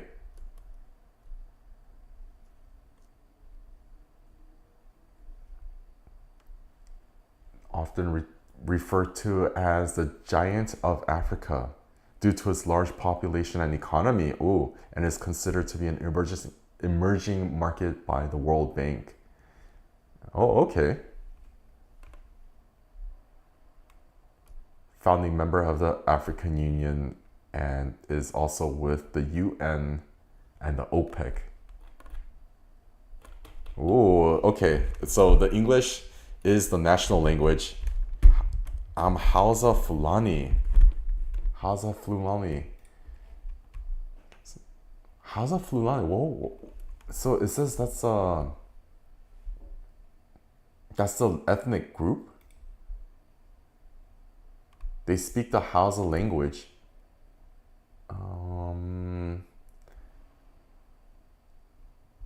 Which is the second most spoken language after Arabic.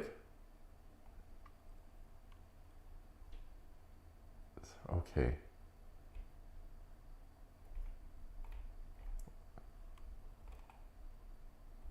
So I'm assuming, I guess, when you're in school, okay, Do I gotta Google LA Philippines too? No. Okay, fun fact, I'm Korean out here in Los Angeles. Oops. Sorry, I was Google. Oh, I didn't realize. So I think Hausa is the language. I think that's like the historical language that I guess you would speak with your family, but English is the language kind of taught in school and used all throughout, I think, in general to kind of help unify and make, I guess, like communication easier between all the countries in Africa, which is kind of okay. That's cool. I'm learning new things today. um, but yeah, like I guess it's the same thing here in America. It's so vast. There's so many different ethnicities, languages, and cultures. But we all speak English. That's our number one. No,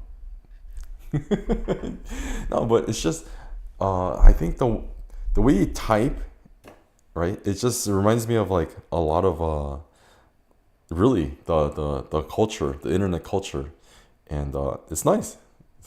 You couldn't fool me.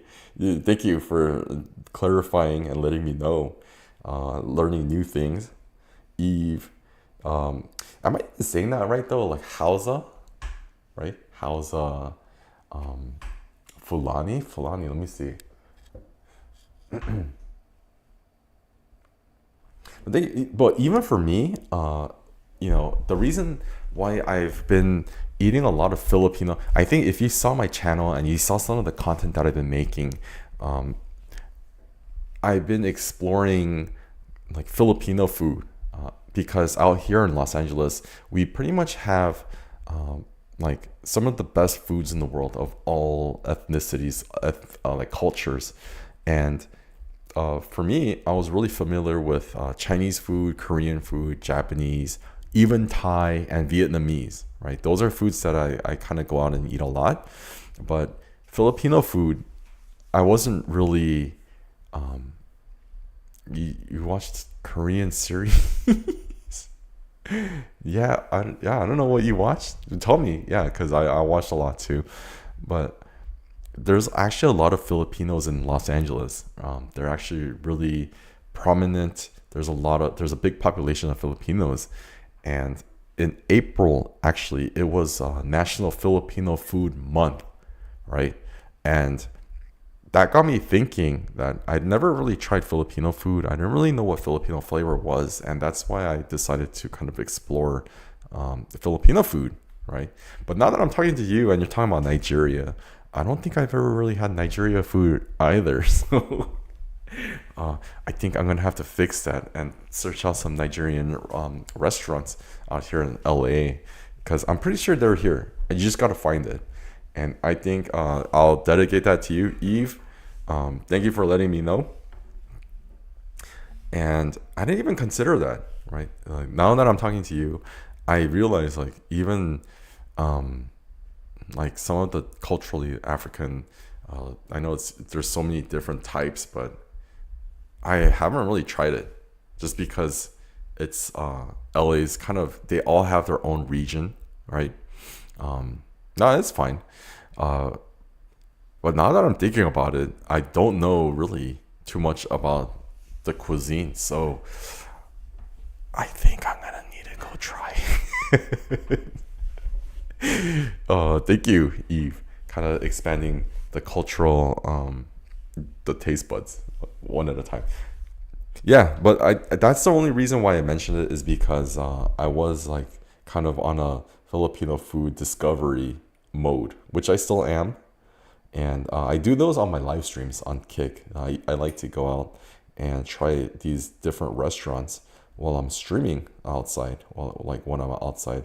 And right now, I don't know if you really keep up with soccer, but I don't. But it's the World Cup season here, like World Cups here in Los Angeles, and everybody's kind of exciting. I think it's starting this week, so I'm gonna be out. I'm gonna be going and like kind of seeing what the festivities and celebrations are kind of like this week.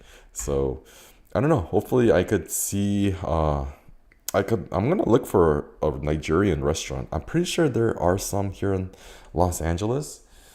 But I'm not. I can't be certain. But I'm gonna look for it. Actually, after I do this, let me look up Nigerian restaurants in Los Angeles and let's see what pops up. Okay.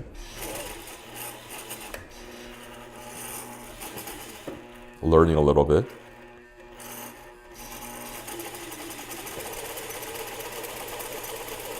Okay, this is a really bad. This is really not good. Yuck. Okay. Dude, the start was terrible. Okay, the start was pretty bad, but the ending. So let me show you the ending first. The ending, if you look, the spacing is pretty good, pretty even. But here's the start. I kind of started a little bit too close to the original one, and then I had to fix it by spreading it out, and it goes gradually to this end, and right here it kind of evens out all the way through. Okay, hold on. Let me try. I bet there's a street full of Nigerians and their stuff, like a little country. Yeah, that's how it works here. Yes, exactly, Eve. In America, or especially in Los Angeles, that's exactly how it works.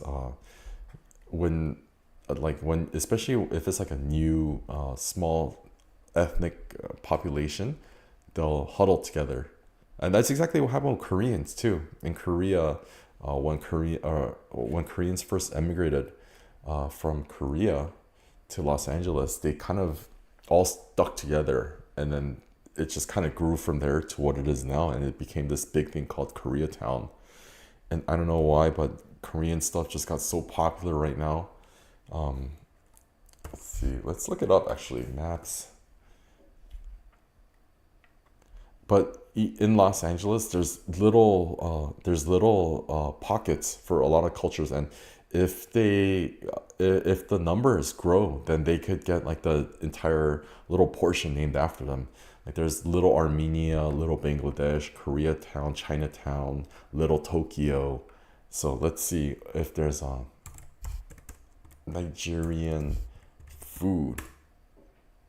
Well, my internet's a little bit my internet's a little bit slow right now, but yeah, you're completely right. I think that's just like a ethnic thing. People of all ethnicities, cultures, like they tend to band together and then form. Of course, like if you're going to like a foreign land, you wanna stick together and create a little community, especially if you're away from home. Nigerian food. Okay, I think my internet here is bad because I'm streaming. It's not really working. Let me look on my phone actually. Hold on. Oops. Let me check. So,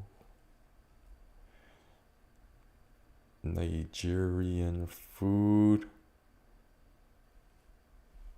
Oh yeah, okay. Fuego. Okay, in LA, there's a place called A Duke Nigerian Cuisine and Catering Services. It's an African restaurant.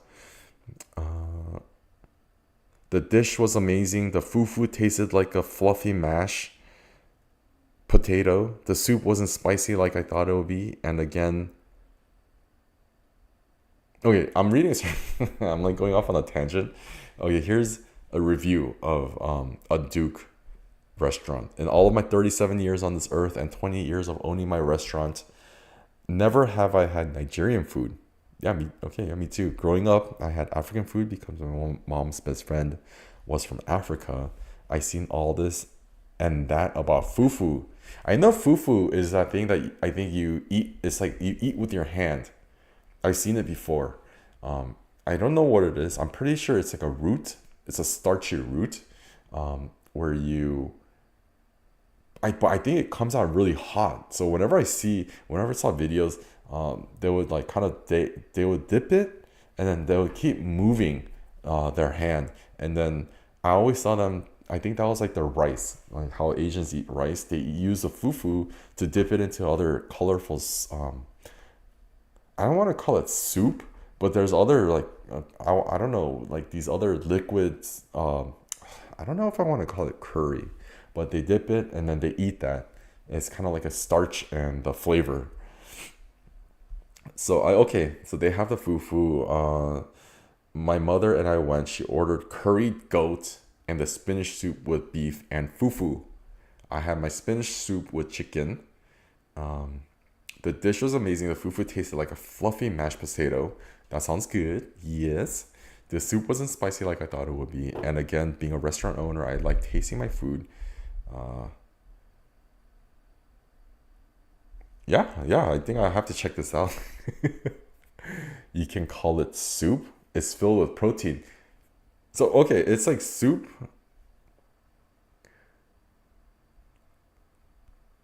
What is fufu actually?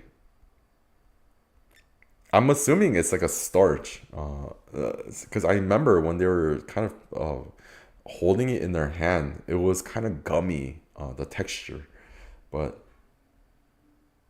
uh, yeah, okay. That I think that's gonna be on my to-do list because I don't think I've ever had Nigerian food. They had the jollof rice, and right across the street from that restaurant is something called Veronica's Kitchen, the Fufu Land.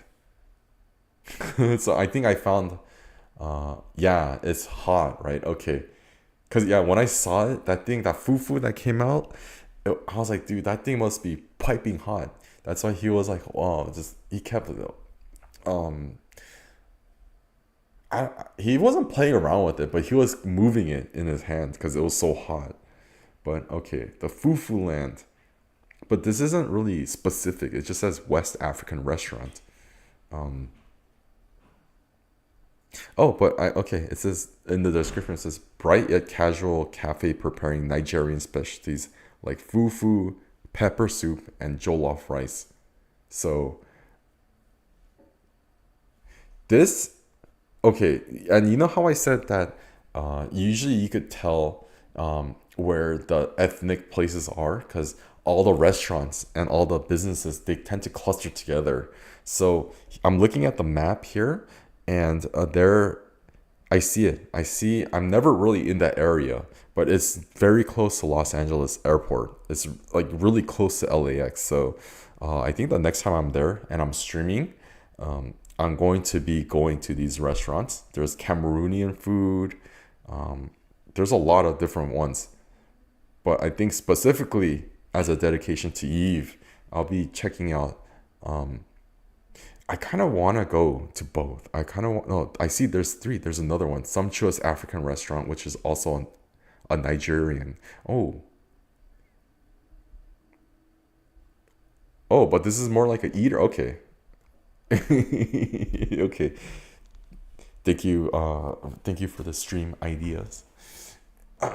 But yeah, like I don't know. I haven't really tried it, so that's also one of the reasons. That's also one of the reasons why I started streaming is because I felt like, uh oh, what was that? Okay, sorry, that was my camera doing something weird. I think, I think when we live and then we kind of get into our routine of doing certain things, and I kind of felt like I was getting into routine. Life was a routine, and it was getting a little bit boring.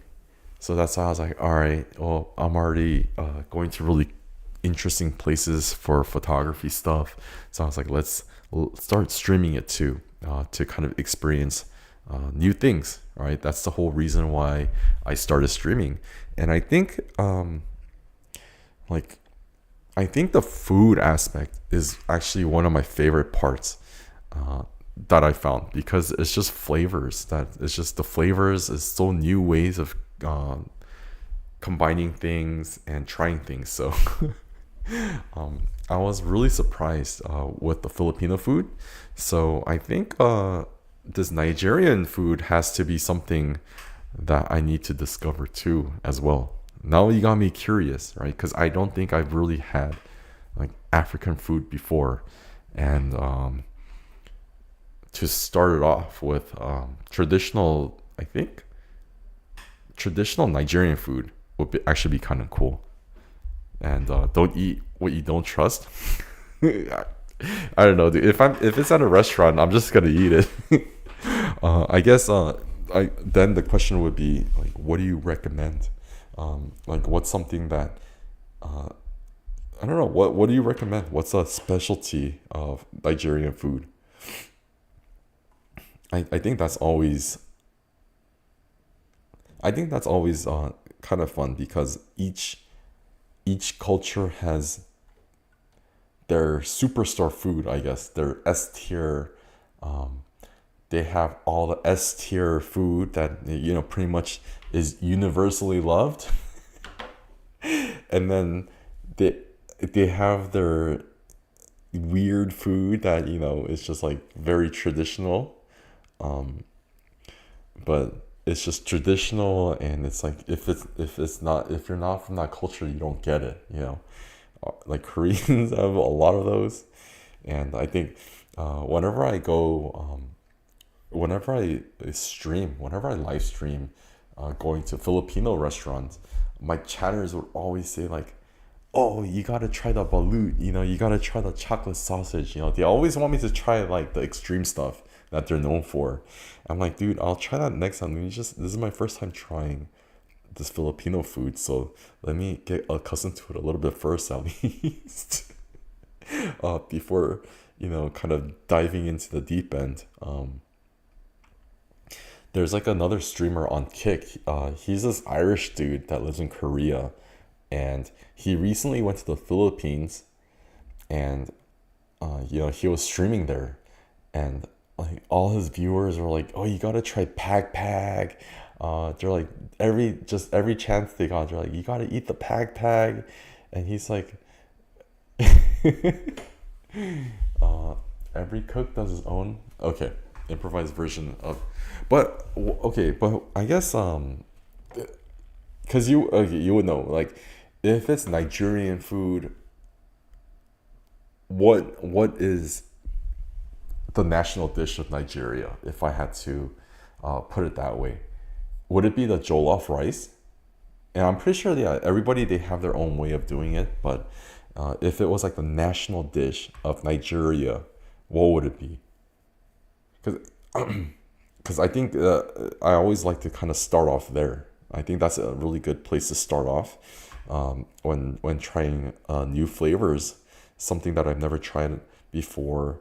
Um, I think that'll be a really delicious introduction. Because when I was reading these reviews, yeah, I'm hearing a lot of jollof rice. That's a name that kind of popped up, and of course fufu. And I think I will try fufu. I'm actually kind of curious and I'm wondering. I'm beginning to wonder, like, if fufu is made from something like the yucca plant or something like that. It feels like it might be a really starchy root, like a yucca or a cassava. Is that what the plant is called? Cassava plant. Um, some of those really starchy roots, because I like those. I don't really eat it often, but we don't really get those too much like in American diets. But in Korean and Japanese, there are some dishes that use it. So um, I'm kind of interested in it. How's your taste bud? I like all. I like all. I think for me, I don't like really sweet, like, especially if it's like a dish, like a dinner, right, or a meal. I don't really like sweet things.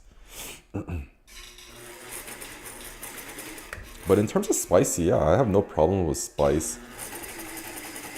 Oh, oh, oh! I went off the track.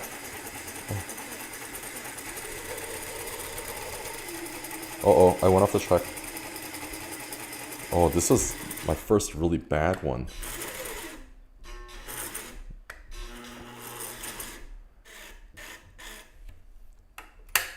But I am actually really curious about the fufu.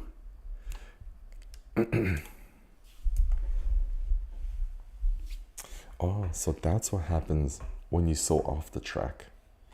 It kind of just twists up like this. Interesting.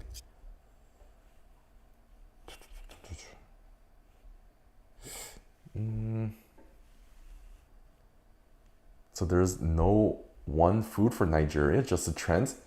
All right, hold on. Let me Google this. All right. Yeah, I understand. It's multicultural, um, multicultural group. Okay, let me see. What was I gonna say? Nigerian popular foods. Okay, let me look at that. Foods, Nigerian popular foods. It says Nigerian cuisine is vibrant, a flavorful reflection of its diverse ethnic groups. It relies. Oh, okay, right here. It says it relies heavily on staples like yams, cassava, rice, beans, and plantains. Nice, okay, which are brought to life with hearty stews, fiery peppers, and unique aromatic spices. Okay, signature soups and swallows. In Nigeria, soup that doesn't mean a light broth. Ah, okay. I think that's what you're talking about earlier with the soup. Um, oh, okay. Because I'm thinking soup is like a really watery broth, but here it says it often refers to a thick, richly textured stew packed with meats and fish. Um, they are traditionally eaten with a starchy side called a swallow, which is pinched off by a hand. Yes, that's what I saw. And used to scoop up the soup. Oh, igusi soup made with ground melon seeds. That sounds delicious. Uh, it's frequently paired with iba or pounded yam. Efo riro. Efo riro, a rich savory vegetable soup popular amongst the Yoruba people, typically made with spinach. Okay, locust beans. Oh, there. I feel like a lot of it's. It kind of seems like they're all really savor or not savory but hearty. Jollof rice, the undisputed king of Nigerian cuisine. It's a one-pot dish cooked in a rich, savory blend of tomatoes, peppers, onions, and bold spices, giving it a bright orange color and smoky flavor. Okay, all right. Suya, moin, and dodo. I guess those are the savory sides. And puff puff, a popular deep fried street snack made of sweet fluffy dough, similar to a donut hole. Okay, I see what you mean. I see. Okay, I think I understand when you say that it's a lot of ethnicities, so there can be like one super. Yeah, I get it. I get it. But I'm actually really excited to try it, and I think I go to that area probably like once a week, and I think I'll be there this weekend. So I'm pretty sure I'm gonna be trying it then. uh, but yeah, I think for here, let me see. Oh, it's already been 2 hours, so I'm gonna end it here for tonight. I'm gonna do a little bit more research on the hemming the corners because I've ran into some issues tonight. And right now I'm just kind of getting a little bit hungry just looking at all these pictures of Nigerian foods that I'm gonna have to try very soon. um, so yeah, thank you, Eve, again for just coming by and chit-chatting. And I'm kind of glad that you were mentioning a lot about this because if it wasn't for you, I really wouldn't really have any interactions actually with like Nigerian people. Because the community is just so everybody's separated here. So why do you guys always have side dishes if we have like one plate? I don't know. Before I leave, I'll tell you. I guess in terms of Chinese, Japanese, and Korean cooking, there's like a kind of a famous saying where um, Chinese cooking is like the taste of fire. Japanese cooking is a taste of steel, and Korean cooking is the taste of hands. Meaning that that's what puts in the most work, right? And Chinese cooking requires a lot of heat and a lot of fire. Japanese cooking requires a lot of knife work, but Korean cooking, it requires a lot of like labor, hand labor.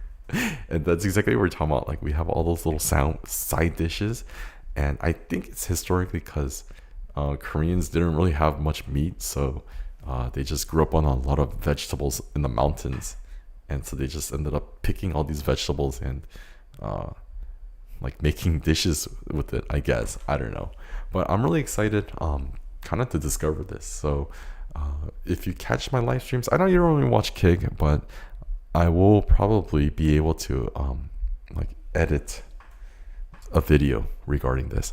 And I think the next time I'm going to be working on the corners and also something like the scrunchie and working with elastics to continue to evolve and improve. So again, thanks Eve so much. It was so fun talking to you tonight. And I know your little ones might be waking up, and those pancakes that you were talking about, it just makes me so hungry.